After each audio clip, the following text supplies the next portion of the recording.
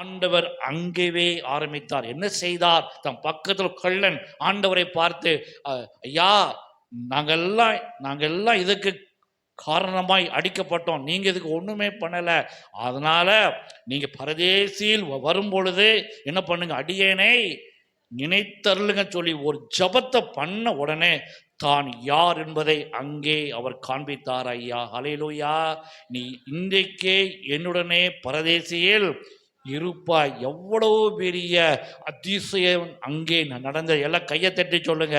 இவங்க எல்லாம் நினைச்சாங்க சிலுவையில எல்லாத்தையும் முடிச்சிட்டோம், இனிமே தேர் இஸ் நோ எக்ஸ்டென்ஷன் நினைச்சாங்க. ஆண்டவர் அங்கே ஆரம்பித்தார். ஐயா, எதை ஆரம்பித்தார்? ரட்சிப்பை ஆரம்பித்தார், ஒரு நம்பிக்கையை ஆரம்பித்தார். உலகம் அவங்கள பார்த்து என்ன சொல்லுச்சு? இவன் ஒரு கள்ளன் சொல்லுச்சு. ஆண்டவர் அவனை பார்த்து என்ன சொன்னாரு?